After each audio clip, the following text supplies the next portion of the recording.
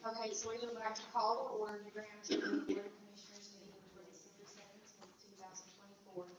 Members of the County Board of Commissioners are advised hereby of their duty under the State Government Ethics Act to avoid conflicts of interest and the appearance of such conflict, and further are instructed to refrain from participating in any matter coming before this Board of County Commissioners with respect to which there is a conflict of interest or appearance of such conflict. Let's pray. Good day, Heavenly Father. Just thank you for this glorious day that you've given us. And Father, we just ask that you just continue just to watch over us and just bless us. And Father, we're just so thankful for everything that you do. Father, we ask that you just guide us and just help us and understand what the needs are. And Father, just do what we can. And Father, we just ask for your guidance and your help. And Father, especially we just ask that you just be with our families, they're sick and ill. And we just ask that you just continue just to touch and heal their bodies and just help them feel better and just give them the strength that they need. And Father, just watch over us. And Father, most of all, let us all just celebrate the birth of Christ, Father, and just thank you for everything that you do. And Father, we just ask that you just continue just to be with each and every one. In your precious and holiest name, Jesus Christ, we pray. Amen.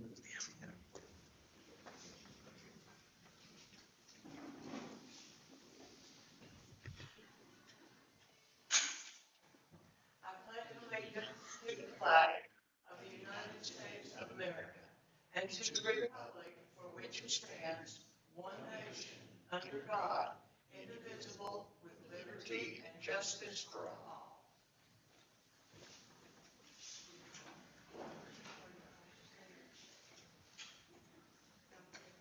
And I would ask if there's any changes to the agenda. Yes, Madam Chair, if we could strike number 6, Tracy Jones, she's unable to make it due to sickness, and replace her name with Lake Silver. He is with Congressman Edwards' office. He'll speak and give us an update. Do I have a motion to approve the agenda with the addendum? So, Second. All in favor? I would entertain a motion of approval of the minutes for the workshop and regular meeting November 19th, as well as the organizational meeting December 2nd. So moved. All in favor? And Lake Silver? Thank you so much. Thanks for putting me on the agenda. One word there for a second. But I'm very happy to be here with you all. As previously mentioned, my name is Lake Silver. I cover Haywood County West. For Congressman Chuck Edwards, I'm his Western Field representative. I have been for the last 2 years. Happy to be here with you all again.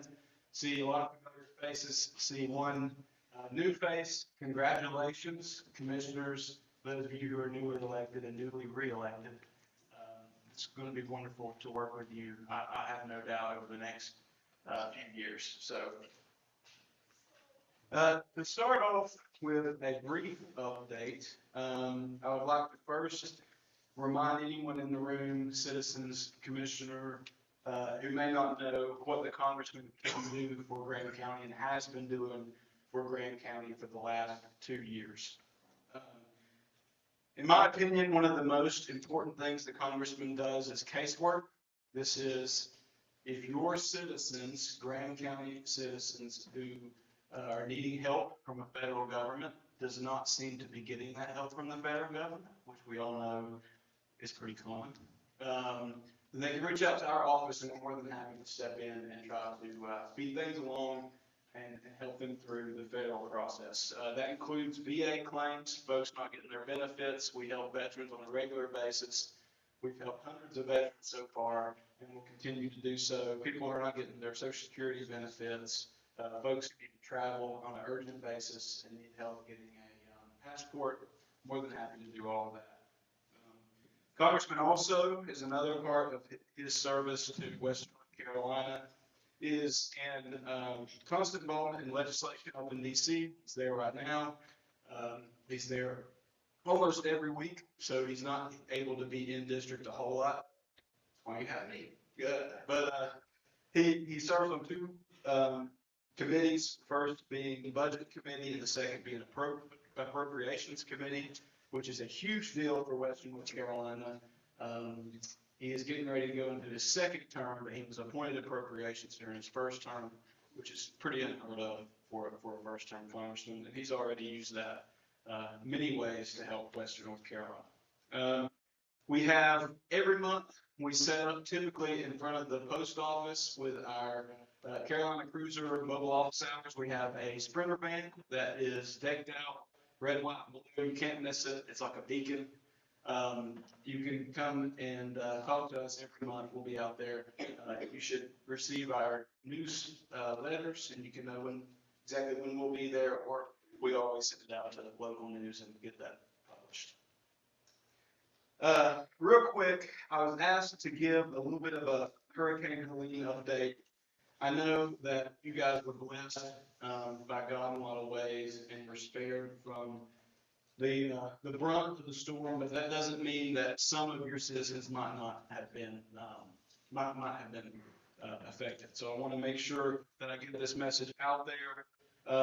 The overall recovery is estimated to be north of $50 billion for Western North Carolina, and the hardest of which is about Jackson County to McDowell County is the hardest hit. And now I'm not saying that there are some outside of that range, but that's definitely the hardest hit and impacted communities. Our role for the past few months, it feels like a few years. It's been a very long road, but we have been to almost every one of the hardest hit sites in Western North Carolina, seen some things that are absolutely unbelievable. My home in McDowell County, which is where I'm from, was devastated. Many places that I frequent have been devastated just east of here. And we've really been boots on the ground. The congressman has been to almost every one of those spots that were hardest hit. And with that, he took with him a lot of information back to DC and is currently fighting for a supplemental bill, which we hope to be introduced very, very soon. I'm not exactly sure. Could be as early as this week. Hopefully it is very, very soon. That will hopefully fill the gap some of that $50 billion that Western North Carolina is in need of. Along with that, we're expected to see some mitigation funds come from FEMA and other agencies, the BRICS grant. There could be an amount coming from the BRICS grant from FEMA that Graham County could be eligible for as one of the counties that was declared in a state of emergency. So please be on the lookout for that. Any citizen in Graham County who has been affected, we encourage you, reach out, get your name out there to FEMA, get an application in, and let us help you try to get what you deserve. Just because you're not in the heavily affected area, if you had a tree fall on a house, if you had something happen during Halloween, please reach out. We don't want any of our citizens to go and see. Western North Carolina has paid their taxes for years and years and helped many other states when they had a disaster, and we feel like it's time that Western North Carolina receive help as well. So please don't hesitate to reach out to our office in addition to the agency that you're being help from. I also want to quickly say I cannot thank the people, especially of the furthest west, 3 counties, Grand Meeting, One, Cherokee, and Clay, enough. Right after the storm, I drove to Cherokee County because there weren't supplies coming in a very timely manner. And I drove to Cherokee County and called upon a lot of leaders, a lot of you in this room, and you all stepped up to coordinate an effort that the citizens then led to bring resources to our eastern neighbors. And it was the most humbling and awe-inspiring scene you could ever see. I mean, I saw people get in their car, drive to our drop-off location, drop off supplies, go to the grocery store, fill their car up again, come back, and not stop until we closed doors that day. So thank you to the people of Graham County for all the donations that you have made. Lastly, and then I'll be quiet, hope I haven't been too far over my 5-minute mark. I'm here to learn the new board's priorities for 2025. Can't wait to work with each and every one of you. Some of you again, some of you for the first time. This is the start of me learning the new board's priorities, and it won't stop here. I have to have meetings in the future. So thank you so much. God bless you all. Thank you. And Merry Christmas. Me too. So I know I would like to thank you very much, and it's very nice to meet you. I appreciate everything that you guys do. Does any other board members have anything they would like to say? Just want to say thank you to the congressman. He's been very visible in all the hardest hit areas. And he's been very helpful to many of our veterans here, as well as folks who are needing to get Social Security, disability. He is really, and like, I know that goes through you, but thank you and the congressman and everyone in your office. They're very responsive when you call them. You'll get someone to speak with.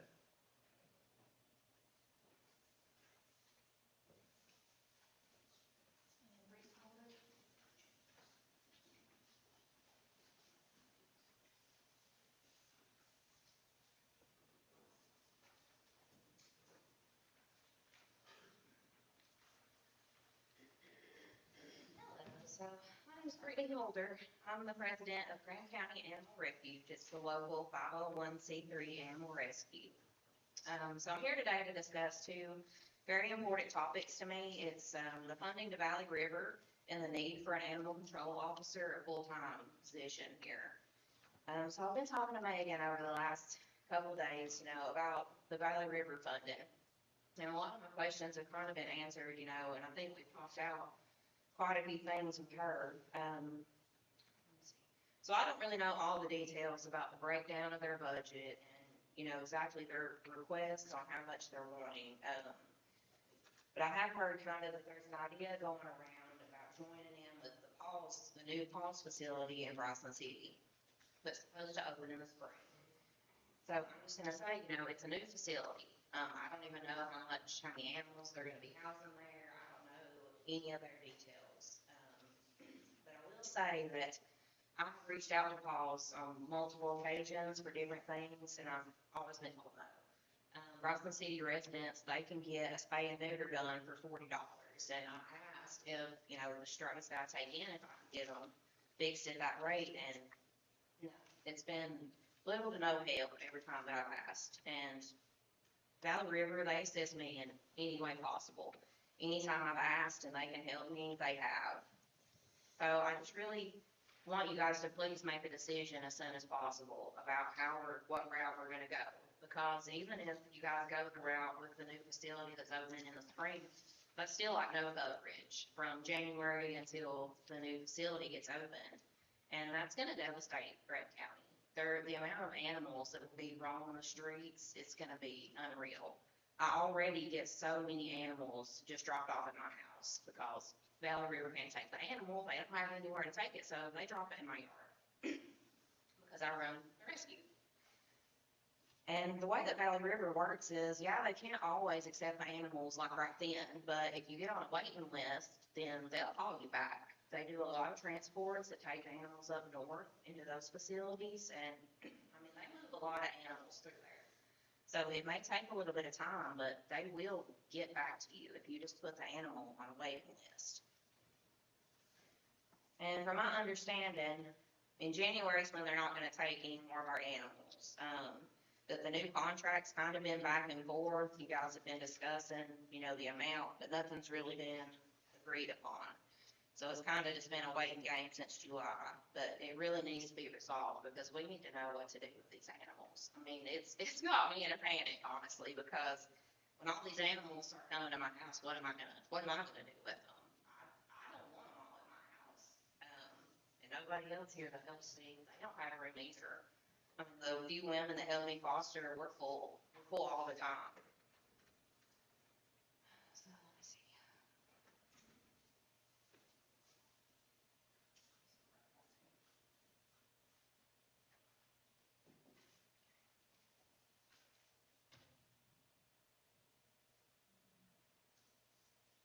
Okay, so the next thing that I kind of want to talk about, is the need for the full-time animal control officer here. The job that's already currently here, it's not an animal control officer. I mean, they assist if a dog has bit someone or if there's potential rabies, and that's it.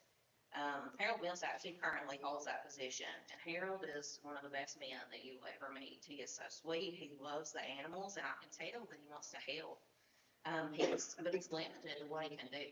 I mean, he doesn't have any authority. I mean, if I ask him, hey, can you go check out this animal for me? Sure, he goes, he checks on it, but he has no authority to say, hey, the dog's being mistreated, I gotta do something or we're gonna come and take it. But I mean, there's nobody here to come and remove the animal if it's being abused or neglected. And like I said, I mean, yeah, he can go and just say, yeah, the dog's in bad shape, but I can't do anything about it. And there was an issue I think it was like later last week, there was a dog that had gone missing from his home, and it was harassing some horses on the property, growling at the owners, and they called the sheriff's department, and they told them just to shoot it. And it was someone's pets. I mean, they loved that dog, and then he got loose, got away from home, and the sheriff's department just told him to kill it. And the lady was more than happy to come and get her dog. So we need somebody here that can help out with these situations instead of just telling somebody just go kill it, because there is people here that will. I mean, they'll just go kill it. So one of my big things here is I'm not trying to take anybody's dogs. I don't want your dogs. I don't want your hunting dogs. I grew up. My dad is a hunter. I come from a family of hunters. We've always had dogs, and we've had them chained outside to their houses, but they have always had dry and clean bedding, clean water, and they're fed multiple times a day. So I'm in no way in here to try to take anybody's dogs, because we don't want them. I mean, as long as they're being taken care of, why would we want to take them away? So I think that in city limits, it's the same roaming animals. It's always in town, and they're causing chaos. I mean, they kill smaller animals, they tear into trash, businesses all over town.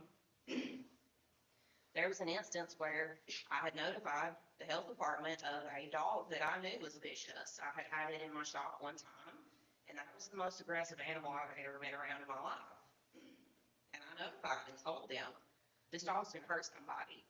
Well, sure enough, it attacked and tore a small dog that was walking their dog through town on a leash. And that's another instance that the animal control job couldn't do anything because the dog hadn't bit nobody, but it ended up attacking and severely injuring someone's small animal that was on a leash walking through town. So to me, it's nothing else. We need someone that can at least go through town and monitor these animals. I mean, there's ways you can do this. You can have leash laws in town.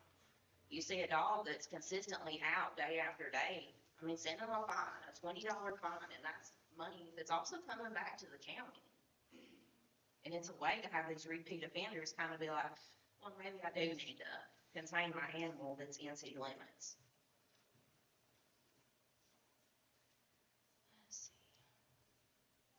The animal ordinance that we have in place here, I don't think anybody even really knew that we had an animal ordinance, but it started being pushed when there was the barking dog named Leo that was bothering a neighbor. And I think everybody's aware. It's been like an ongoing issue in town for several years. And they, went to court several times over this. But the same animal ordinance that's in place, there's a group of big aggressive dogs that had a child pinned up against their house, and a neighbor just happened to hear the child screaming, and he went and held the child. But nothing, once again, can be done because the dog didn't bite nobody. But the kid's now afraid to go out in his own yard and play, and this happened a few houses down from where Leo the barking dog is causing so much chaos. To me, it just seems like things are being picked about what they're gonna try to address. So I ask you today just to make some sort of decision as far as, making sure we have a guaranteed partnership with somewhere to take all these animals. I'll also ask you to really consider a full-time animal control officer before the budget's being discussed in May. Because we really need something now and not later. And I have a petition that I'll give you guys a copy of it. It's about 336 signatures of people supporting this. So, I mean, and it's not just me that thinks this is a problem. But I think that we need someone in there that's gonna, set some of these laws in place for these animals, that they need a certain long lead that they're tied to. There needs to be clean bedding, shelter, clean water, access to food. And as of right now, we just don't have anybody that can do that.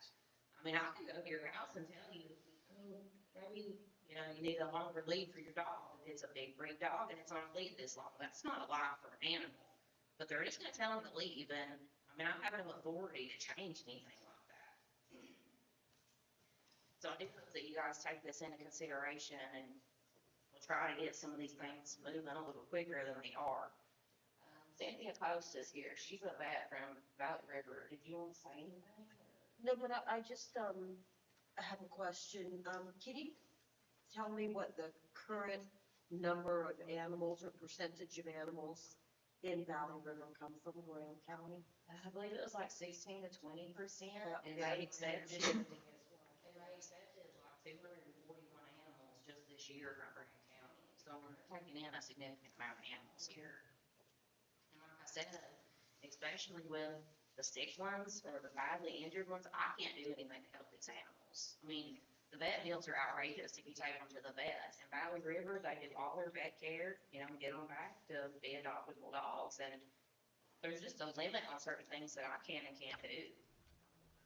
As well as rehoming them. I mean, these animals all find homes somewhere.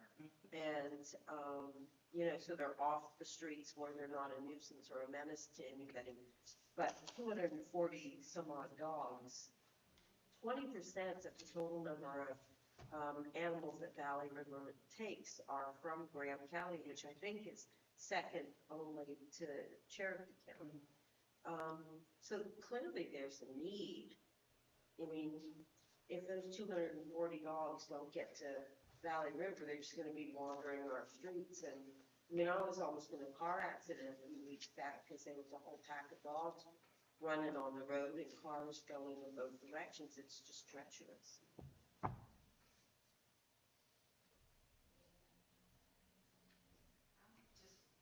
Nina, Betty, and I foster Valley River a lot. I just wonder what we're gonna do in January. I mean, are y'all gonna, Is that it? yeah, is that it? Are y'all gonna give more funding to Valley River, or what's gonna happen? So, we will entertain public comment at a later time. Okay, all right, sorry. And, Gotcha. and I'm not trying to be rude, but I wanna try to keep this as organized as possible so we can all have time to speak. So I am new to the board, so I've only had a couple weeks' experience here, so I've been trying to do as much research as possible. So from my point of view, kind of from like a neutral point, everything that I have found as far as like contracts with Valley River, funding, what's been asked, it's been a little bit confusing, I'll be honest. It's not been very clear and concise. And I want to be transparent with everybody, give you guys a little bit of background just from what I gathered. That way, hopefully, everybody can understand, because at the end of the day, we want to come to an agreement and maybe a negotiation, because we do want to help. We do have a lot of things on our plate. I mean, we've got homeless people out here, too. So we got to work concurrently on both of those issues. So I don't want to underplay the issues of the animals, but I want you guys to understand where we're coming from as well, and especially for me as a board member, we learn on the job. So, just from what I gathered, in 2019, we did have a contract, and this was the most recent contract, mind you. There's been no updates to this contract since 2019.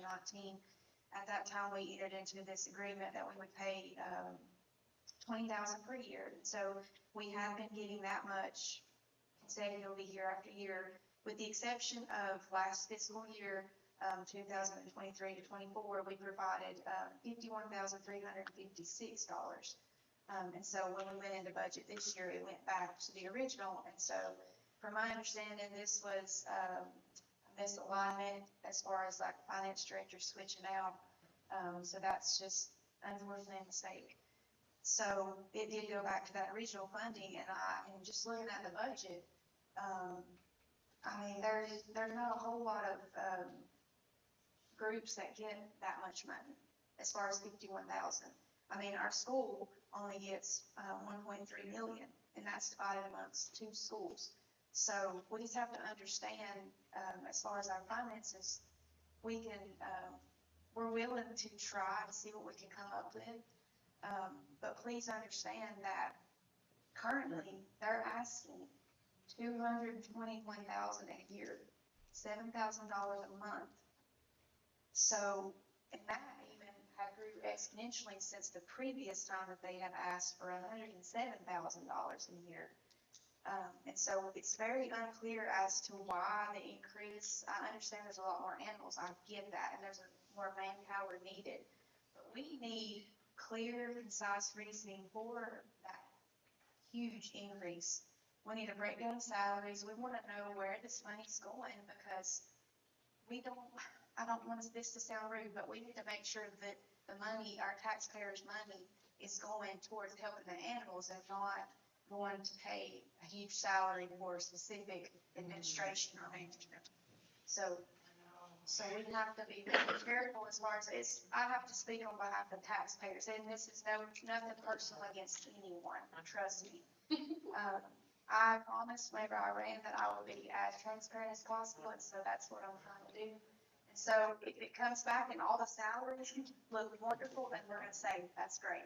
I think that was kind of what we just kind of want to get the ball rolling, where y'all kind of can discuss out this contract a little quicker, because it has been taking a very long time. So I'll be honest, I don't have 100%, solution tonight. But I do have a short-term solution that I'm hopeful can, lead to a long-term solution. So my solution tonight, as long as the board members agree to that, is to form a committee based on, with one board member, one of us, and then, we would love to have volunteers. So if we can get a list of volunteers and we can go through those and see how many we need. And this committee basically would, serve as a communication between the county and Valley River, or whichever society that we select. You guys would be making decisions and bring it to the board as far as dangerous animals. So you would meet together and say, and Harold would maybe bring forth information and say, well, this dog did this. And you guys would meet and say, okay, do we feel like this animal's a threat? Or, and of course you would talk about animal control. You would talk about how we can raise money, fundraising. We've got to do fundraising because our county just does not have the funds. And that also goes back to another thing Valley River was asking for with the $221,000. As far as the way that I saw their budget, the county contributions was about $350,000, and so they're wanting $221,000 to come from us, whereas they have Cherokee County and Clay County. I may be wrong, but how is that great amount expected to come from our little county? I realize that we have a lot of animals going in, but our tax base is so small, we can't be compared to the bigger counties, unfortunately. So I hope that helps you guys understand where we're coming from. We do desire to help. If we have the money, we would do it. Trust me. But at this point, this is just the $221,000. That's not feasible for us. Are we willing to negotiate and work on this? Absolutely. Yeah, okay. So short-term resolution, I would entertain a motion to form a committee, with a board member and then volunteers to, help work towards a solution for the animal control issues in the county.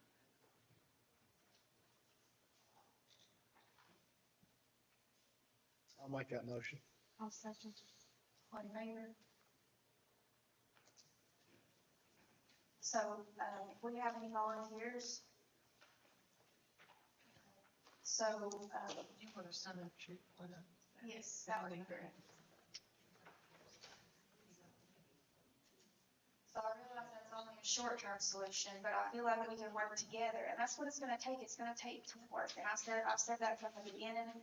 we're not gonna be able to build a shelter tomorrow. We're not gonna be able to pay $221,000 tomorrow. We can't. So we're gonna have to work towards that. It's gonna take a lot of work. And I love that you guys are so passionate. Every time I got an email today, I just thought to myself, this is great. I wish, and I'm not underplaying you guys at all, so don't take it the wrong way, but I wish that we had that many people that was passionate about helping people. I really do. If I got 15 emails a day from people wanting to volunteer and help people out there on the streets homeless, I mean, this county would be amazing. And that's what we all need to work towards. And I would challenge you guys to concurrently also help people, which I'm sure you guys will probably do. But Well, like I'm saying, I know Tracy was on the calendar and she didn't come today, but I will say that she does great. a lot for the county, and I think her being like a new nonprofit, a lot of people don't really even know what she does. But you should just go down there and watch them one day. Just the compassion that they have for the people and how much that they really do out of that building, it would amaze you really. So I do encourage people, you know, if you're able to donate to them too, and they make little like ghost snack bags for the homeless, I mean, all kinds of stuff. So I mean, everybody should really go check them out, because they're making a huge difference too, so. And I've seen that, and that's the reason I challenge you guys to do that, because we do have so few people helping the homeless, that these people get burned out so easily, and I'm sure you guys have faced that as well.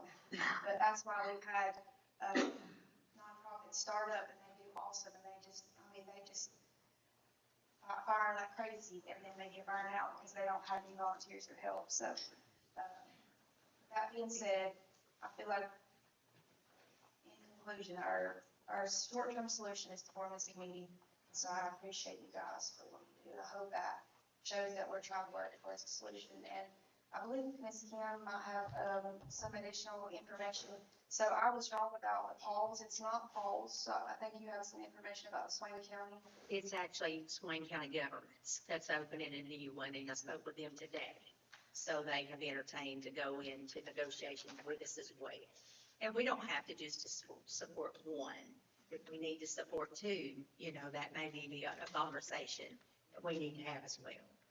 And I do have a sign-up sheet at the back if you want to volunteer. Give me your name and your phone number and maybe your email. And then I can get it with the one more that wants to serve, and we can get the committee set up. See the one more side of the building, additional suggestions. So I have an idea of a committee, I do, that way we can work cohesively together to figure something out. I do think, we need to reach out to Valley River as soon as possible and see how negotiable these terms are, so we don't have any kind of gap in coverage. We can't afford the numbers today, but we need to come to some sort of agreement with them, so we don't have any kind of gap.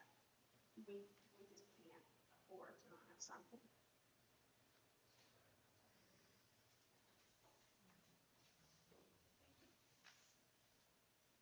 Okay, we'll move on to Becky. Okay, opioid settlement update. Hi, Beth Miller, and the community leaders, Karen Lee, and I'm Shepherd as response team manager at the Grand County Health Department, and I wanted to provide you guys an update on what's going on with our opioid settlement claims today. So I've been working on this project since 2021 when I first became employed here, and we went through, creating and implementing a needs assessment for our county, getting feedback from people who use drugs, people who have used drugs. And then in 2022, we began, after the needs assessment, we formed a strategic planning work group made out of key stakeholders in the county. We went through the whole strategic planning process, and we came up with some recommendations from that strategic planning work group. And so last year was our first fiscal year actually implementing the recommendations that we had made. And so in August of 2024, we began our second fiscal year, which would be 2024, 2025. Our current student authorization resolution is valid through June 30th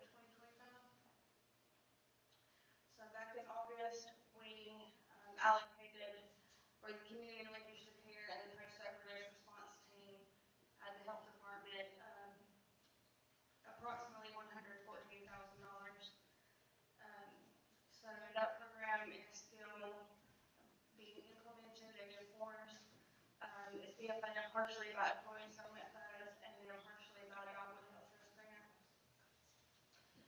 That program is usually run by myself and another person, but recently that position is going vacant, and so I need to meet with Donna and give a timeline of when we'll be able to rehire for that position, because otherwise it's really hard on me to implement both of those programs and keep up with additional responsibilities that I'll talk about later.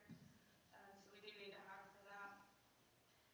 We allocated $50,000 for the high school program to be able to keep 2 of their employees working in our schools. So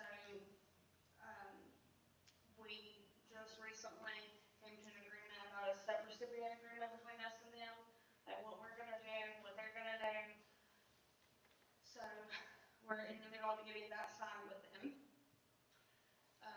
The Shelby Recovery Community Center, which is housed at 5 Point Center, I am forming a sub-recipient agreement with them, and at that point, once that's signed, we'll be able to, or they'll be able to invoice us, and we'll be able to pay them that money that was allocated to them, which was $34,000. Which, if we continue along our current plan, the way that we projected on year 1, so that amount is going to significantly decrease next year to like $2,000. It was just a big upfront amount because we wanted to fund anti-stigma work that they're planning to do. So that's why it's such a big number up front and then decreases as we go on. We allocated $4,000 to be paid for Sunny Pringle's addiction group. It's primarily created with in mind DSS of all parents, but it really could be anybody from the community that struggles with addiction, and those classes are called Crime for Life. Recently, Tiffany Phillips from DSS has joined our Substance Use Coalition at the Health Department, and with her and Melissa Anderson, we began to really explain how that process works to them and market those classes to them. And I think Tiffany coming on board has really helped, and I do think that now they're aware of what we're doing and what's available, that they'll begin to utilize that program. But as of this moment, we haven't had any parents sign up, but we are hopeful to have parents sign up for that. We allocated $1,000 for transportation for social work student interns. And at this time, and that would be coming from like SEC or Western,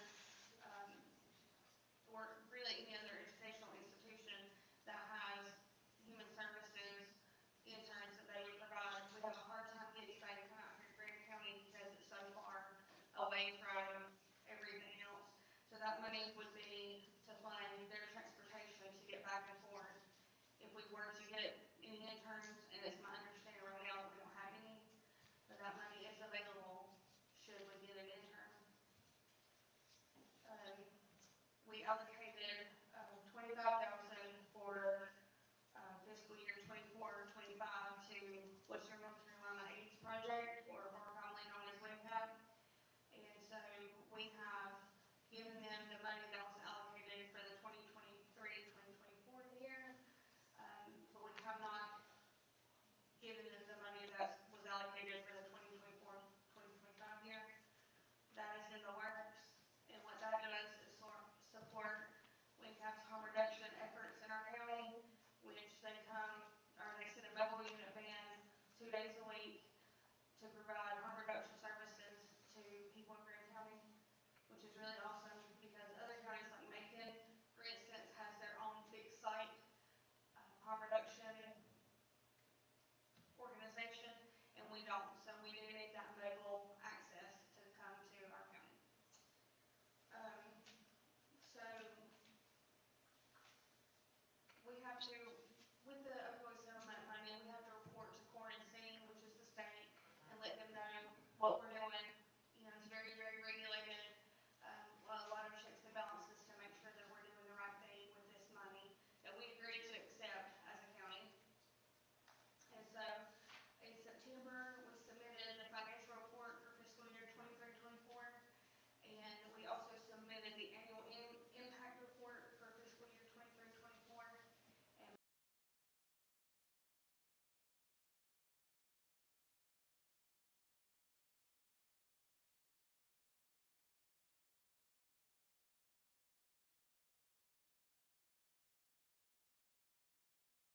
and I have to submit that and then report on that.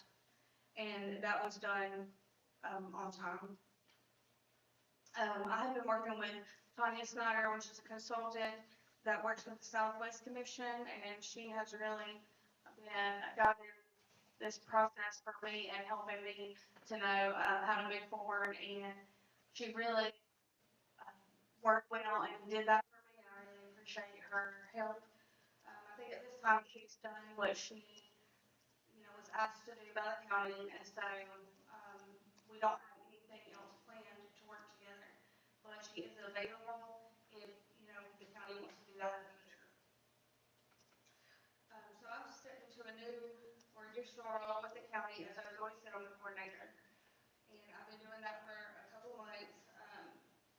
So for part of my job, I'll be working as the community linkage to care lead and the post overdose response team manager at the health department. And the other part of my job, I'll be doing opioid settlement coordination for the county. And that's just where I'll be working more directly with the county in all things opioid settlement funds, because there really is a lot to it. So, that's what I'm gonna be doing with that. And I don't know if Stacy, if you wanna talk any more about that or not. But one thing we discussed, I met with Kim and Stacy and also Tanya, and one thing that we discussed is with the opioid settlement funds, there was a lot of funding like that, like poured in like the first year. And so that money just kind of sat there. So then there was more money poured into the second year. So we had in the budget some money when we're talking about the 23-24 year. We had a lot of money. But each year that passes, so the whole opioid settlement funds are awarded for 18 years in North Carolina. But each year that passes, the amount decreases. And so we discussed possibly putting money into a contingency to be used as opioid settlement funds reduce. Obviously, the ideal situation would be to get additional funding from grants and things like that, because our program, CLC Import, has always been grant funded. So the county's not drawing any money for that at this time, which is great. So that's the idea, is you want to continue getting those funds so that it's not a burden to the county. But it could come to the situation where, you don't get grants, or, you don't get grants and the amount is reducing. So we just want to protect what's working in our county now, which I believe that our community linkage to care program is working. I know personally myself, I've had over 250 clients since 2021 that I have worked with, and I really do think it's making a difference. And even if we make a difference for 2 or 3 people, I mean, that's 2 or 3 lives saved and less problems in our county. So yeah, that's the update on what's going on with the opioid settlement funds. And we'll discuss it further, Madam Chair, during budget about the contingencies kind of set up. We had discussed about like the revaluation fund. We'll just start a opioid fund, would not be touched until such time it would need to be. So it'd just be a set aside money and let it grow until such time we don't have grant funding that's coming in or any more of the opioid funding. We hope that that money will continue, but we would have a contingency just in case. Thank you. I know we talked earlier a little bit about, the homeless situation. And she did inform me that there's approximately 20 that is completely homeless and more that's just going from home to home on a temporary basis. And so she does work a lot with the 5 Point Center. And it's doing a lot of good work there, so I appreciate that. Yes, we have approximately 20 that's literal homeless, and that's without any kind of shelter whatsoever, or for shelter that's not meant for human habitation. But if you want to count the people that are, kind of couch surfing or, just staying from place to place till they wear off their welcome, there's way more, probably 120.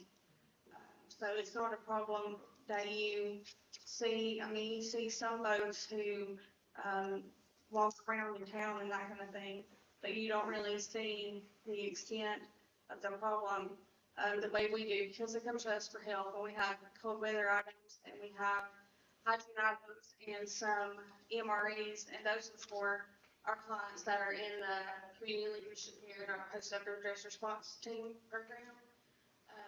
But I dedicate one day a week to working at Five Point Center with the Recovery Community Center. And, we see a lot of people coming in there for emergency food boxes. And of course, we sign them up with all the programs that we know to sign them up with.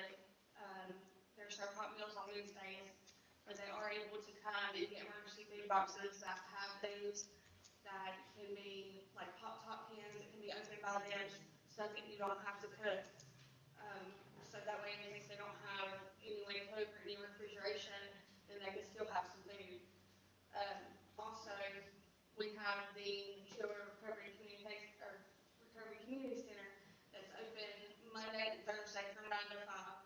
And that's a space where, people who use drugs or people who have used drugs can come in and just get warm out of the cold. They can charge their phone. They can get the snacks that, you know, kind of like we were just talking about. They can get some water. They can speak to us for, services, or they can just hang out and play games. They can read. It's just a space, for them. But I'll tell you, Allison Carpenter is over the Recovery Community Center at Five Point Center, and she will not turn anyone away, no matter what day it is. So even though we're advertised for Monday and Thursday, it really, I mean, they're really there 6 days a week, and they would not turn away anybody, during any of those days. So they're doing great work too. Thank you so much. So you've done a lot of work with Tanya Snyder. She's done a lot of work with you. Do you still have the availability to contact her should you need her for the programs that you're involved in? Yes, she spoke to Kim and I, and did say that she is available, on a one-time basis or a longer basis, whatever we need in the future, should that need arise. Thank you, guys. So I would ask for a motion to approve the update, for the opioid settlement from January to December. Is that the correct dates? A motion to accept the report. I make a motion that we accept Bethany's report. All in favor? Jason Rainer for the project manager update. Excuse me. Thank you, Madam Chair, Board, good evening, everybody. I'll be providing an update on capital projects, but also the grant projects, the CDBG grant projects that we've been doing with the county. I'll start with item number one is the Graham County Justice Center. And most people already understand, and it's been reported that you are in negotiations with the school right now for property for the Justice Center. And that's basically where it is right now. It hasn't really moved from that point, unless there's any questions, and we'll just move on to the next project. And that is what it's presented on the slide deck here, what I've got on the screen. It's the Senior Center. We are basically 99% done. I'm putting 99% only because we're doing the final closeout documentation and final pay and invoicing. So basically, we completed the punch list items, and on December 12th, we reached substantial completion, which is when all of your warranty start, different warranties that are provided. That's the date where everything starts with the project as completion. So we have completed the punch list items, and here's some photos of some of the completed completions of the project. On the left, you see the inside of the new freezer unit, and they probably gained at least 5 times the reefer and freezer space that they had before. And then on the right side is the new dry storage shed that we had installed. Again, 3 to 4 times more storage space than they had before. And this is a CDBG project, so it's 100% grant funded. So it offers a lot of expansion for our kitchen, for the Meals on Wheels program that we do for the county. They're only using small roll-away freezers and refrigerators, so we were able to use grant funds to expand the capability, and also it feeds the inmates in the jail as well too. So, and we, at one point, were feeding Bryson City, and then of course they got a kitchen and was able to do their own. So definitely some good for them and a good project for the county. And then this is basically the outside. The last slide basically shows the outside of the two facilities.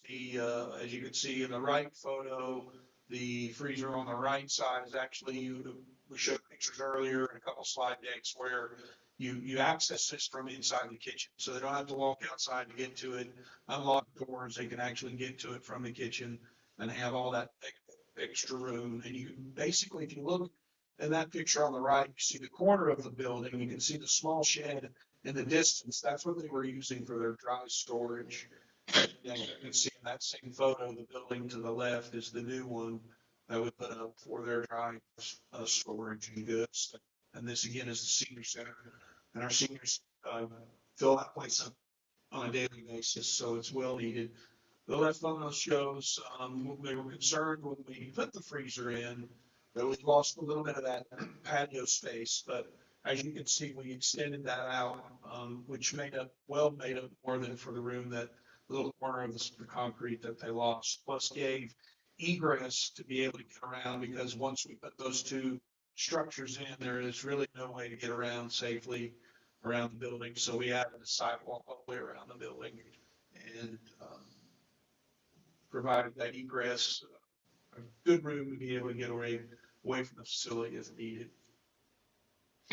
Basically, that completes our CDBG, this round of CDBG grant funded projects. As you can see, the totals for the dates, at least, and the 100% completion for those projects. So glad that we were able to get those in and put in place and completed in the way we needed to. So we're just working through the finalized documents on the senior center. The other ones are turned over and ready to go. So unless there's any questions on that, I'll move on down the list. Item 3 is, of course, the Model Wash Homeside Stadium. It actually has been put on hold because the school is redirecting funds to other projects that they need to use their funding with. But we are still in talks about obviously using rental seating for the football season next 2025. They will have seating staying in place for the football season. They just aren't going to be doing any improvements to the home side seating at this point until they figure out how they want to go forward with that project. Item 4 is the rebid for the jail hazmat project. We did get one quote, or we bid that project twice and did get the 3 quotes that we wanted, and one was outside the budget range. So we did go out for quotes, and I'm happy to say, especially right now, due to all the problems as Representative from Chuck Edwards was talking about, the devastation out in those counties, a lot of these hazmat abatement companies are completely covered up. So we were lucky to get a quote. So I was able to get a quote for the abatement. I'm just waiting for a quote on the architectural finishes, which go together. When we took the contract, wasn't able to get a contract. Now we need an abatement company to just slowly do the abatement, the architectural side. Once they come in, demo and do the abatement, the general contractor will come in, install the doors and do the painting. Basically is what we're doing. So I need a quote for that to present to the board and then get approval if we want to move forward. And just so you know, we're looking really good on the budget that we had with the quote that I received, which you're more than welcome. I can leave a copy for you to see, or more welcome to swing by my office or wherever to talk it over. But we're on good pace for this project. Again, just be a little bit patient on the abatement side. These companies are all busy out with all the things going on in our western counties, with a lot of the older homes that were demolished. There's a lot of abatement that has to be done. So they're working with us, and I appreciate them doing that. Moving on to item 5 is the paving project. Obviously, in the wintertime, this has been put on hold. It also is a project that is outside of our budget that we budgeted for the paving. We're working with the tribe to see if they're willing to go in with us and get some more grant funding. So it's sort of hit at a decent time, at least because of the winter. We wouldn't be getting any asphalt right now anyway, so we're put it on hold until not quite spring, later in the winter, where we'll be ready to go and start bidding once we can at least match the budget or meet the budget with some grant funding and help from other agencies as well. Item 6, that, along with the report that I provided, you've also got the bids, the certified bid tabs. We actually had, that's the supplemental to the grant, CDBG grant of the 2 houses we've already completed. We had some more money to go out and bid 2 other houses. So we did bid 2 other houses. Unfortunately, with the total of both, it came in above what we have currently budgeted through grant funding. Again, this is grant funding, 100% grant funding. As you can see, the 243 or branch came in at $308,842. And then the 66A TOA came in at $311,218. Now, the choices the board has is to go ahead, and we'd only be able to build one and would leave some grant money on the table, and it would be the board's decision and then which one to go. I would ask the board if they would like, I'd like to maybe battle here with the contractor that did this to see if there's any possible way to get that cost down and potentially get 2 done under the budget that we have. And I can report back to the board. And if we could, even if we could get it down, maybe there's a manageable amount the board would be willing to consider to match. That would be something the board would need to decide. So if it's okay with the board, I'd like to enter into value engineering with the contractor, see if we can get that cost down.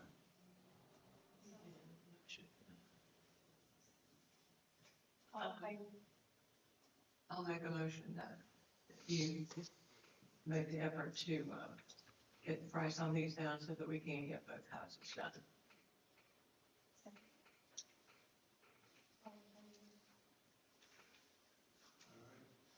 Thank you.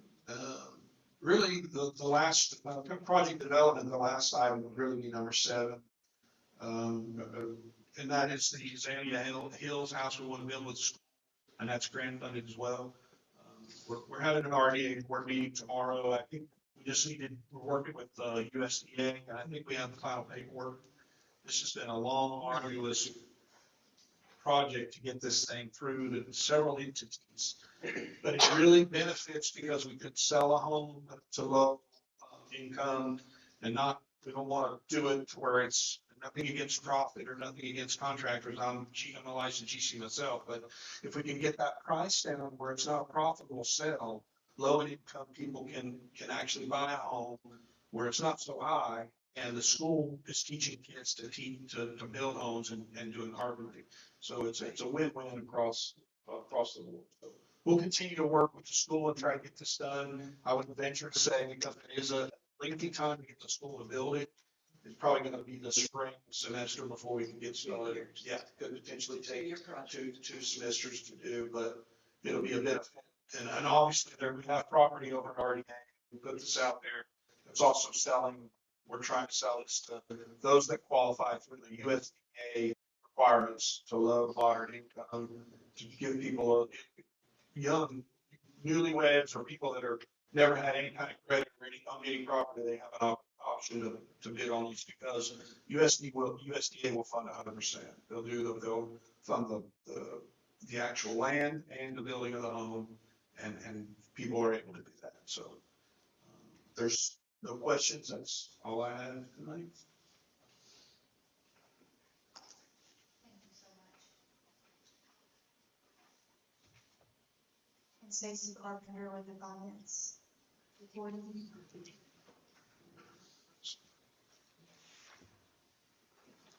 Sharon.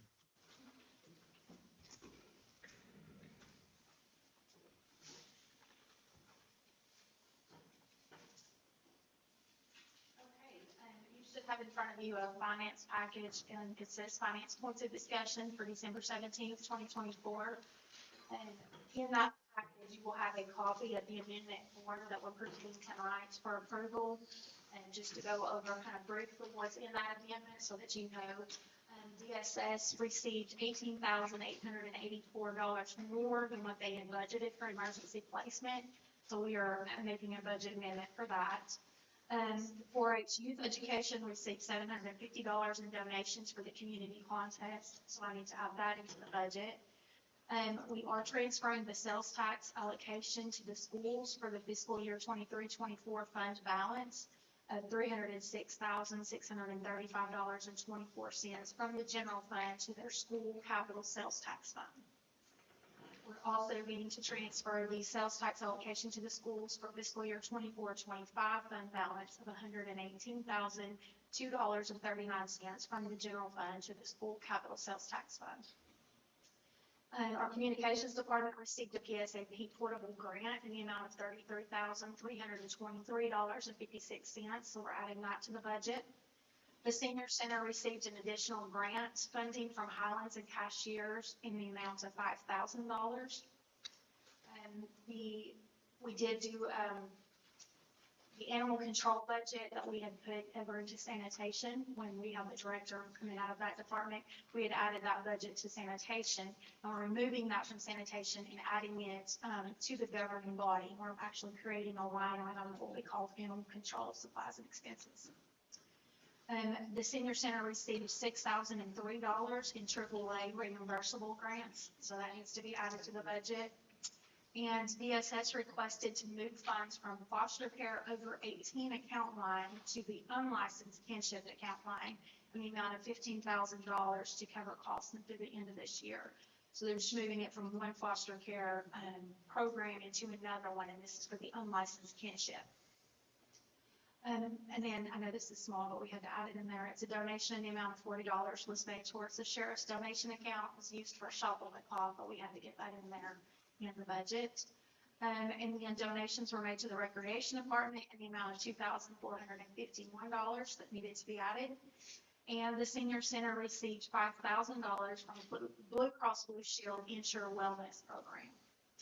And then we had to appropriate fund balance in the Dogwood Health Trust supplemental account for the Dogwood Health Trust expenditures that Jason was just talking about. Since those projects will be kicking off, we did get that fund balance appropriated into that account so that we can start spending from it. And that was in the amount of $545,269.78. So those are the changes that will be made via amendment number 4 tonight. You have a copy of that in your packet. So we will need a motion to accept those changes, and then I will have copies of the amendments passed around for signature. I make a motion to accept the changes as spoken. Second.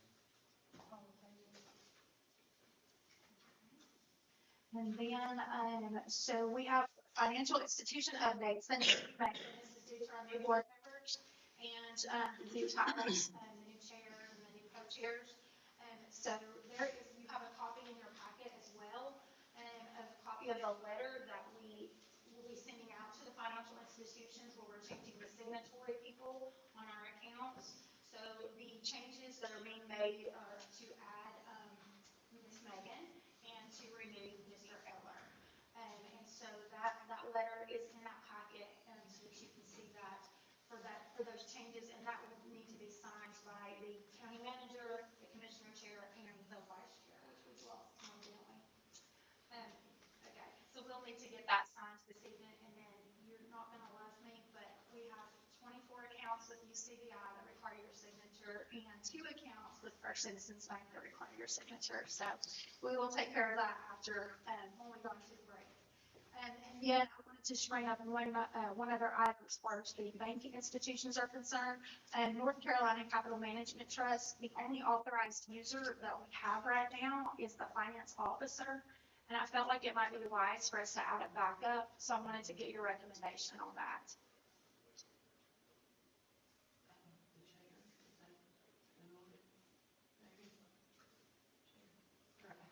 Before there were only 2, it was the finance officer and the deputy. We've not deputized anybody in the finance office at this time. All the other bank accounts have the entire board, and the signature plates. With this one just being investments, there's no signature cards per se, but you have authorized users.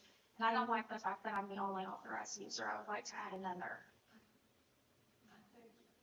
We should just, Megan, would you be okay to be authorized for that by the time being? Okay. All right, I will get her added to that. All right, and then,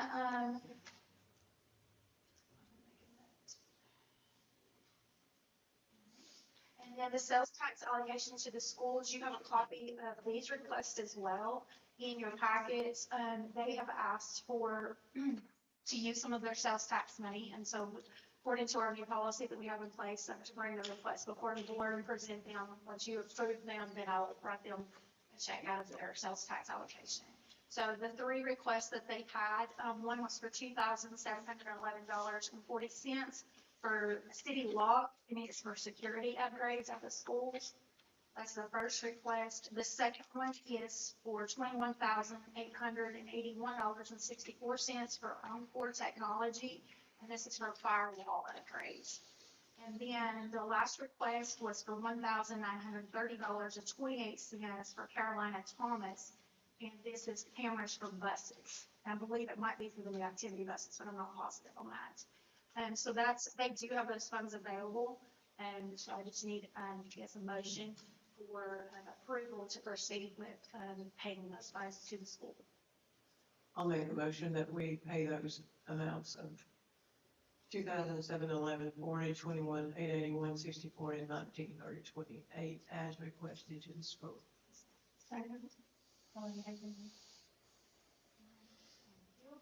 And then I just wanted to provide a brief update. We did have a meeting with our new LGC liaison named Tim Green. He came and met with Kim and myself and Jacob and Natasha, and we were able to, we had a good visit with him. He said that he approves of our path forward in the finance department. He will continue doing monthly check-ins, and there is some board training that will be required by April of 2025.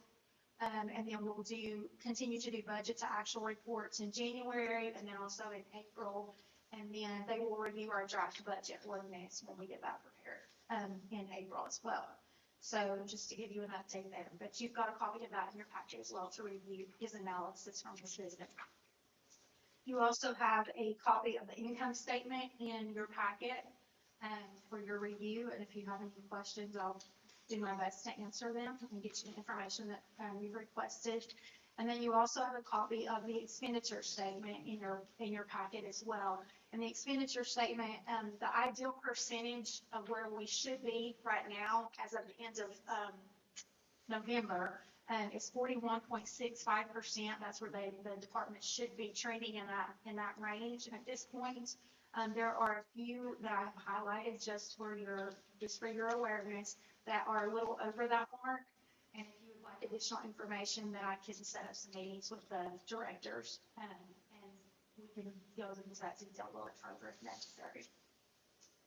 And then just you have a copy of the property tax collections in your packet as well. So our current year collections that we have collected for the month of November was $1,526,009.31. So that brings our year-to-date total to $3,627,581.89. Prior years that have been collected in November was $6,043.35, and that brings our year-to-date total of prior year collections to $85,613.55. And as far as sales tax collections, you also have a copy of that monthly report in your packet. And October collections are actually paid in November, and we collected $250,882.97. This is in sales tax collections, and that brings our sales tax year to date to $1,709,749.25.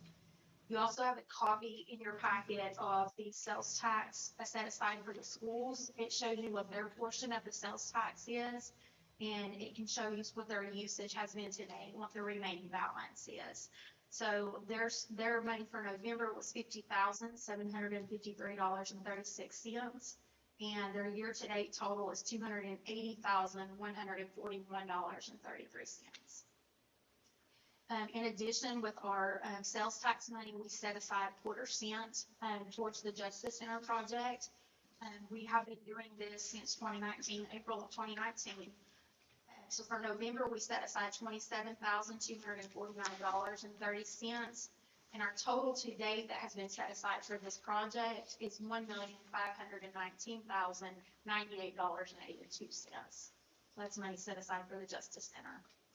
And then also in your packet, you'll have a copy of the vehicle tax collections November report. And the collections that were paid in November were $48,886.95. And that brings our year-to-date total to $291,812.97.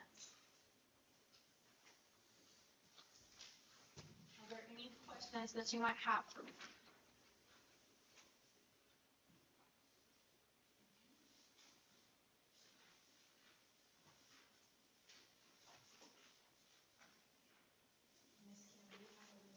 I do not have any signed up for public comment, but if they want to be asked to come up. Public comment.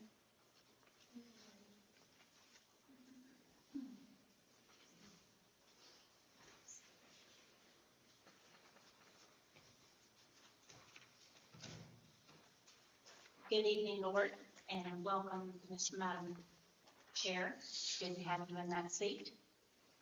My name is Tabitha Morrell, citizen of Grant County. And I have been working out in county and not able to attend these meetings for quite some time. My first time was last month. Upon entering the room, there used to be balance sheets, financial statements, and I don't see those anymore. One of my main concerns for coming to the board meetings now is that there's a lot of talk that goes around in Grant County, as we all know. Some's rumor, some's fact, some's in between. I know when Becky Garner left, we had a balance of $22 million. The last I've heard, that balance is down to $5 million. Where'd the money go? I haven't seen a balance sheet.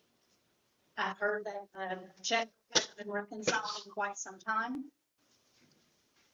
And I'd like the board to get prepared to try and let the public know instead of everybody talking.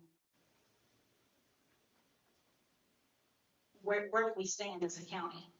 I know at my house that if I don't have the money in my account, I can't spend. And as we've seen with even our own federal government, the amount of money that we spend on crazy projects is absolutely ludicrous. And I just want to be sure that us as a county, a proud county, that we are being good stewards of the things that have been bestowed upon us and that we're not wasting money. It would be horrible if we had money being wasted instead of it going towards people that work for the county or being able to make some more jobs in the county or people even be paid a more fair living wage for the county. I know there were some adjustments done probably the second or third year that Becky came in as our county manager to correlate those living standards of salaries more in line with what the state of North Carolina states in a table system of what people should be paid. We were instructed by the state level that we needed to increase our property taxes, so we had to get reassessed. Those funds should be able to help with the increase in funds that go towards folks being paid their salary. But what happened to this money? 22 million to 5 million. Where did you get the $22 million figure at? So all you gotta do is go back when Becky was in office. But It's on a financial statement. did you what was all that money accounted for? Was that restricted? Was That's what I'm that general asking you fund? guys to come back and to let us know from her being here and now gone. And now there's rumor that it's only about 5 million. Where did the money go? And I know that there's probably some of it with Jason's project, certain things that we allocated money. But because there's not been any financial statements that have been available for a while, balance sheets, what happened to it. So I would just like to find out where we are with our checkbook balancing, balance sheets, audits, to be sure that the funds were spent the way they should be spent. And we all know what happens when you don't spend money the way you should spend it. There's consequences. And it hurts individuals. It can hurt people in our county, and I don't want that to happen. So thank you very much for letting me address the board, and I hopefully will get to be here next month when the board is again. Thank you very much. Thank you, Tabitha. Does any board member or anyone have anything they would like to comment or add to that? Any other public comment? Hi, I'm Alice Lombard, and this is in regards to about the animal situation. I don't know if some of you even remember or recall, but about 6 years ago, myself and a neighbor of mine by the name of Robin Mason, we started a nonprofit group called Graham County Animal Advocates. That was after coming to many commissioner meetings and basically starting up, the complaints and trying to get it recognized that something should be done. It goes way back to Judy Covert when she was trying to do things and, consistently forward. We felt very proud of our 5 years of working with the county and the commissioners in Valley River. We started out as a very small group. Some of them are here today, and we volunteered at Valley River to put our foot in the door because we learned that there was discrepancy and who owned the county, what money the county owned to Valley River, and they couldn't figure it out, they couldn't settle it. Okay, so I just want to read off a couple of things that I had kept with my last board meeting notes, what we used to do and what we had accomplished, because it then comes full circle to today. This young group that just started, they shouldn't even have to be doing this. We placed and handed over to the county many things that we were very proud of. And so if I could just take a few minutes of your time, I tend to be long-winded and I'll try not to be that. So GCAA was founded in 2013. We saw a need for rescuing the animals. 6 years ago, we did a couple of things. We volunteered at Valley River to establish a relationship. In 2014, we established a Facebook page so we could get our name out there. People could see who we are. That, of course, we had a phone line. That, of course, entailed thousands of calls. Same thing that Brittany is going through now. 2015, we became a 501c3. We had an Attorney General Abuse Animal Line awareness contract with Logan's Run with their spay and neuter matching fund program. We subsidized many, many animals during that time frame. I have that breakdown in a few minutes. So we established a subsidization contract with Logan's Run. In 2015, we started our own website. We had a thrift store. Maybe some of you remember, it's what's called Better Bargains. That was thanks to Judy Orr and Troll. The proceeds, besides paying, for their utilities and everything like that, then they handle the spay and neuter forms, intake forms for us. The community was really just full force helping this situation that we had here. And then some of the profits they turned over to us so we could continue on with what we were doing. At that time, we also had a contract with Humane Alliance for spay and neutering. In 2017, okay, so in the meantime, all these other years, there was no contract my understanding back then with, Becky Garland, sorry. She had told us that, again, they couldn't come up with the right fund agreement to make a contract. So finally, in 2017, the contract between Valley River and Graham County to accept our dogs and pets was enacted. This was great, so, because then we even had, Valley River come with their band, meet in Ingalls. We established this, we got it to be known. We were trying to make it as easy as possible so people could, you know, get their dogs to the shelter if they couldn't take them themselves. They had a pickup, Valley River would come and have a pickup in Ingalls. So I mean, I think that was one of the best things we had ever done, really. Okay, and then we were in the elementary schools, the junior highs, the high school, trying to educate, right? It always comes down to the education of the families, the children.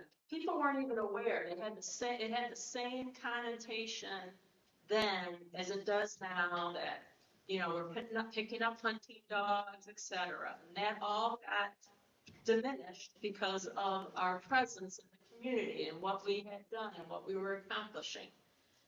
In 2018, we received a grant from TUMOD, $7,000, and this was to put the dumpster signs around prohibiting abandoning pets. Some of those signs are still there. We had a contract with Tri-State Spay and Neuter Clinic through Logan's Run. Again, that mostly it was for that grant was for the spay and neutering. So we were subsidizing, that's the big key here, spay and neutering the animals. We were subsidizing that with our own funds and the grant for like $5. And, you know, that was a great response. But this was done through the hard work of this nonprofit group that we had started. Okay, so as we move forward,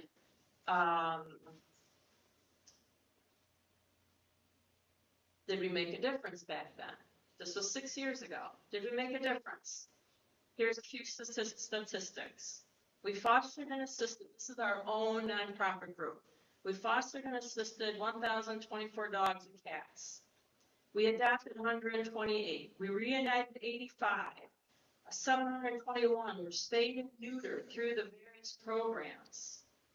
That's why there's a dent. That's why there's been a dent made. Now this dent is, it seems like, you know, starting to resurface again. 130 were microchipped through a clinic we had. All this entailed a lot of work over the 5 years. 748 calls were received on our business line. It took over 27,000 hours for us to accomplish all this. We were recognized by the county commissioners. It wasn't, you know, we were recognized as a true group and what we were accomplishing. The contract with Graham County and Valley River was probably the icing on the top, because, you know, back then it was $20,000 as their research showed.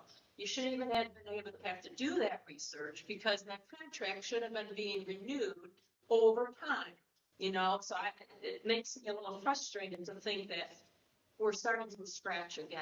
We left many things in your guys' hands. The health department oversaw the aggressive animals and dog bite complaints. We had kennels of our own that we had our fosters use. When we started to disband, because we turned this all over to the county in 2018, we gave our kennels, our dog houses, our fencing. It was all donated to the county for a canine holding area. I don't know, I haven't been in touch with some of this now, but is that canine area being used? You know, say, you know, that aggressive animals are out there. I know they used to have to go to a different county and they would handle it. Well, we figured, okay, here's, I mean, it was great fencing. We had a lot of fencing. It cost money on us, but we, you know, through fundraising and things like that, we accomplished these things. We, at the very end, we had enough money that we gave a substantial sum to Valley River on behalf of Graham County. That was on top of the $20,000 contract. Let me tell you, it was more than $5,000. I mean, for a small little group of us, you know, it was substantial. And equipment, you're right, and equipment. Including the mobile.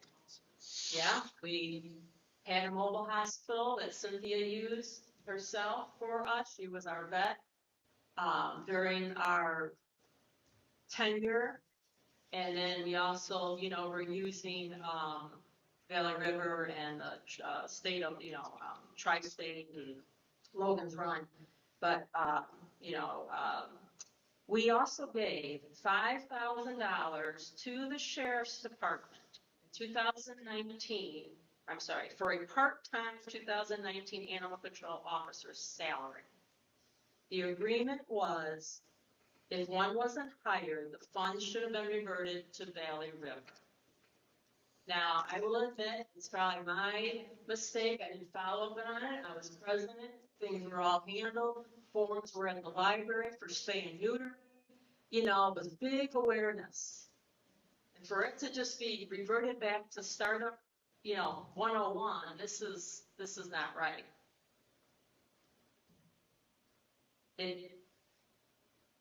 I feel very proud with the volunteers, the fosters, the vet we had, everybody, all our board members, everybody that was all helping us. And this should have just, we handed it off to you guys. We handed it literally into your hands. And it's just, it's not right that you're back to square one. It's not right that over the last 6 years, a contract hasn't been signed, re-signed. So, I can go on, but I just want to say that I appreciate so much that you're willing and open to doing something. You know, we handed all this over to the county. This was all in place. It was to help and maintain the relationship with Valley River. Please don't let our 5-year accomplishments be in vain.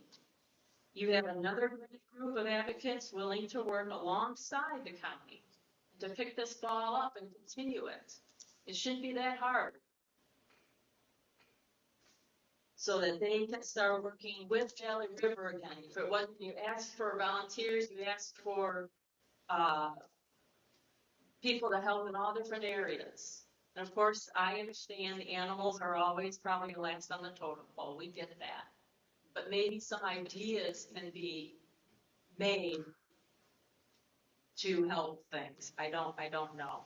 I'd like to ask our congressman, the person that's in this place tonight, is there something that you can help us with at a state level that I'm sure we're helping in certain instances these small counties that need help? What can the state level, what can the state do? What can Congressman Edwards do for our county to address this problem? I don't know what the, relationship is, but you oversee everything else on a state level. I'd like to ask that. I'd like to see something, be spoken about with that. But anyway, I just wanted to let you guys know that what they have started sounds, it just shouldn't be. We handed everything over to you guys. And what's happened? You dropped the ball. Now pick up the ball and let's move forward. And I'm glad to see that you're willing to do that and so on. So thank you.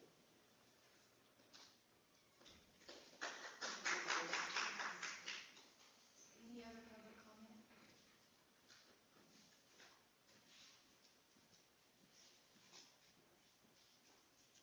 I have asked several times over the last several months, maybe a period of 8 months, for the bank reconciliations for Grant County's funds, and I've never received them to this day. Not the first bank reconciliation. So no wonder the rumors are flying that we don't know how much money's in the bank. when we can't even get a copy of a bank reconciliation?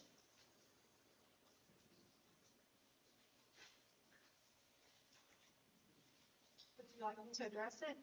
Okay, I will.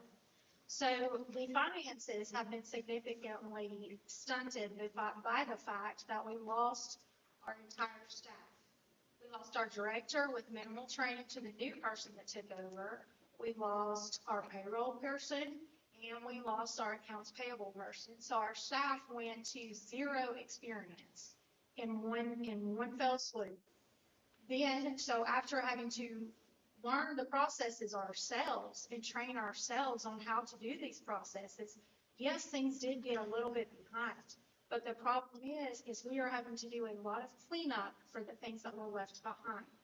So everything that I've dug into, I've had to dig into, study statutes, dig into our processes, and evaluate whether those processes were correct or not. Well, I can assure you those processes were correct because we had our audits up to date to the date that we left. So if the processes wasn't correct, the audits would have been wrong.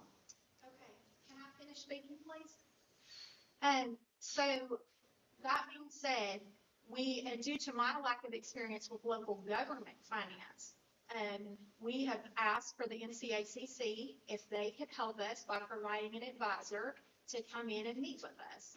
And so the NCACC provided us with a financial advisor that has been coming in and holding weekly meetings with me for quite some time now. So we have been working on that. We've been going through day-to-day things that I have questions on. We've also been going through the financials with a fine-tooth comb. So we have been working on the 22-23 audit that's prepared to be submitted to the auditors on tomorrow. Actually, we have one final meeting to tie up some loose ends, and we'll be submitting that tomorrow. Then our next goal is we've been working 23-24 simultaneously so that they can do the audits back to back. So 23-24 will be turned into the auditor. Our goal for that one is March 15th. By the time we get into our budget season, our audits will be caught up, our books will be 100% caught up, and we will walk into budget season with a new plan in place. So we have LGC has been here and evaluated us, has agreed with our path forward. NCACC is working with us on a weekly basis. We also have a CPA that works with me on a weekly basis, and we also have a retired finance officer from another county that is assisting with policies, procedures, just helping to make sure that our processes are correct. So I thank the people of Graham County for giving me the opportunity to work in this office and for your patience as we are working through things and learning it from the ground up. Well, so since you're up to par on this audit, why can I not have the bank reconciliations? We're finalizing the bank reconciliations. I have 22-23 is complete. Well, why can't I have those? I have not personally received that request. You would like to send it to my I see, and I've come to this board meeting several times and asked publicly for it. For the bank reconciliation? Yes. I apologize that I've missed that. So if you'd like to put that in writing and submit that to me, it's Stacy. I've sent it to Kim several times. And I responded on November the 15th. Do you mind letting me know which items of your public records request you have not received? The audit is not complete at this time. When it is received, we will send copies of those documents. November 21st, just making sure that we've completed all your requests other than the audits and bank reconciliation. The bank reconciliations. You know I have got the bank reconciliation. The reconciliation should be completed very soon. Once they are, we will send that request. Please let me know if you have any other outstanding requests. Yes, see, and I'm still not yet received the bank reconciliations. We're just now getting them finished. Yeah. So I'll do that by next week. If you will send me an email directly, that would be great, and then I can know exactly what data that you're requesting, and we'll take care of it. I'll get that to you. You're welcome. And to address the bank balance issue that you are asking, I would like to clarify that as well. The bank balance for unrestricted funds is $5 million. All of our funds total up to $18 million. So there has been no misappropriation of funds. They have just been placed in the correct funds. So the unrestricted balances are $5 million. Does that answer your question, Madison? Yes, I just want bank reconciliations. No, and Mine has been not being able to be part of my community and not being able to get the papers when I walk in, because that was something common, even with travel and tourism. I had to have my financials ready to, transparency. How are you spending the money? So I think it was just disappointing when I came last month, because people were like, oh, they've not done that. It's like, no, so all you gotta do is go to the meeting and get the financial. Those haven't been there.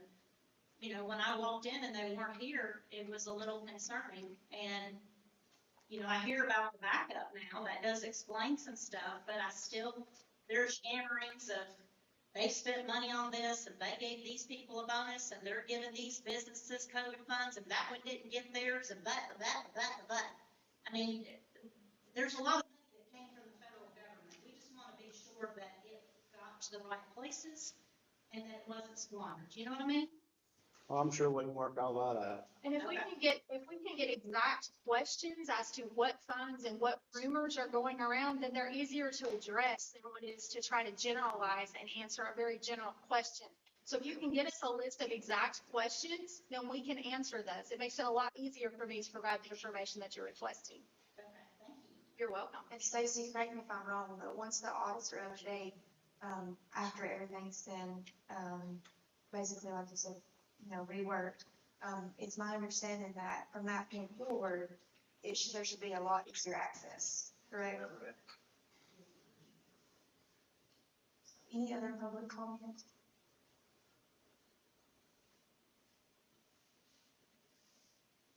So we'll move on to signage.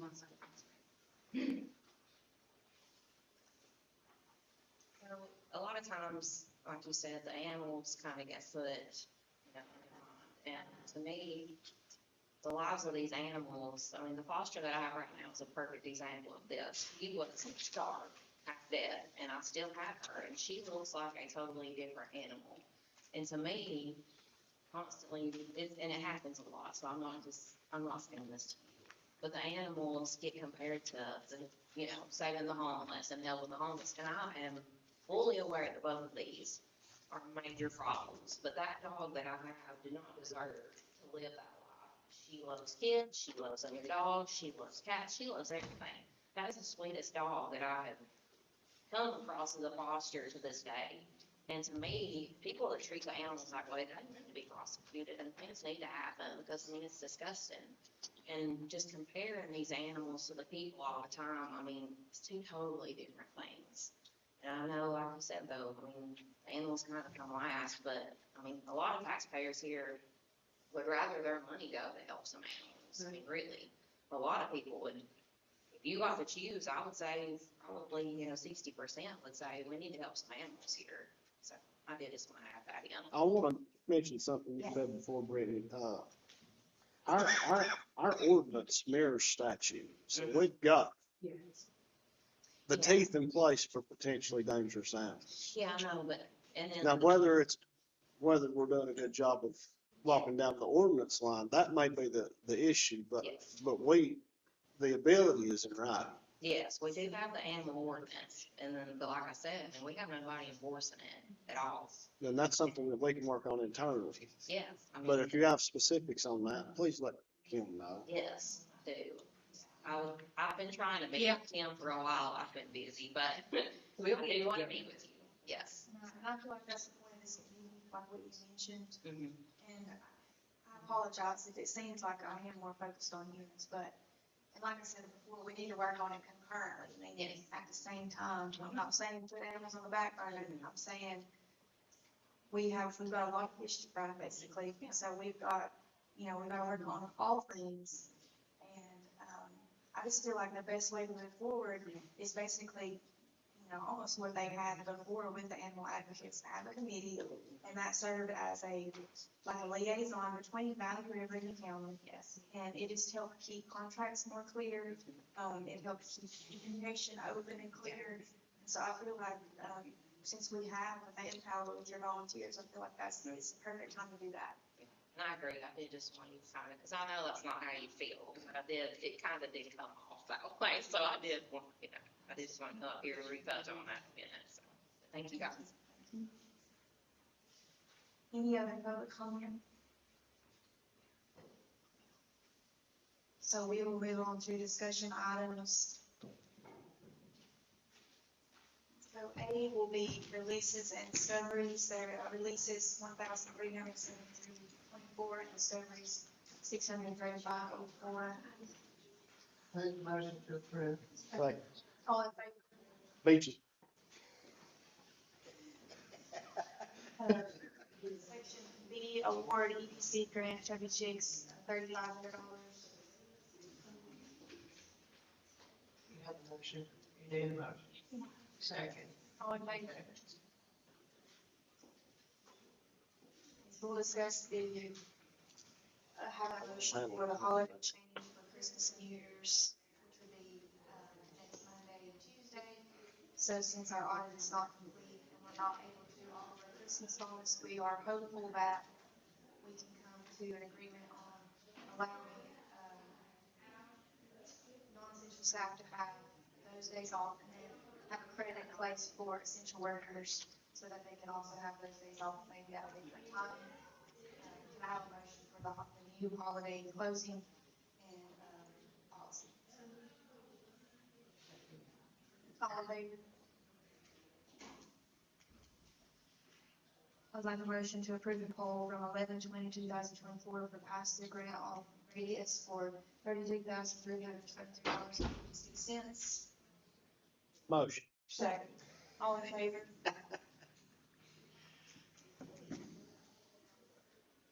I would like a motion to appoint Pam Adams to Foursquare. Oh, sorry, Madam Chair, the poll for the email. Can I have a motion to approve the poll from 11/20/2024 for pass-through grant? Motion. Second. All in favor?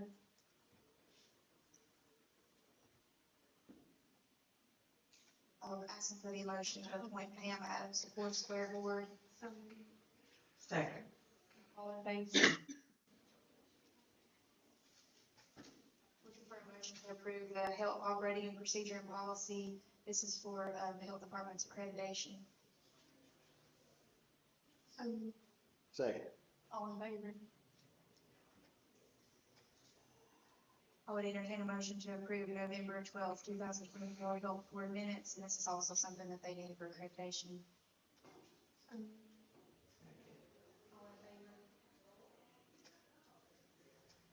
favor? Asking for a motion to approve the letter for Foursquare regarding NCBQ reimbursement to, Representative Gillespie and Senator Corbin. All in favor? Entertaining a motion to approve the letter for Foursquare regarding, sorry. Go to the next one. Looking for a motion to approve the, letter to request the NCTMV mobile unit to return to Graham County. Motion to approve. All in favor? Asking for a motion to release EMS bill 224610. Patient is deceased unfortunately and no mistakes, so the, release would be an amount of $516. Second. All in favor?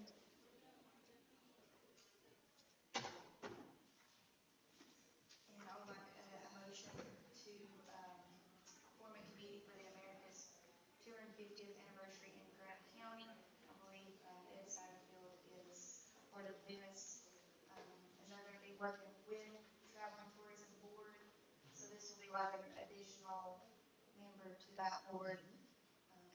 Looking for a motion of, board member to appoint to that position. Motion to appoint a board member to that committee. I'll make that motion.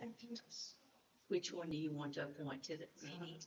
Lynn, of course, he's not here. Lynn's not here. Yes, so Okay. guilty by lack of association. The motion to appoint Lynn Covey to the 250th Do it, Colin. anniversary. Do it. Do it. You second it. Second. All in favor? We text him to get these real quick. Yeah, that. Jacob.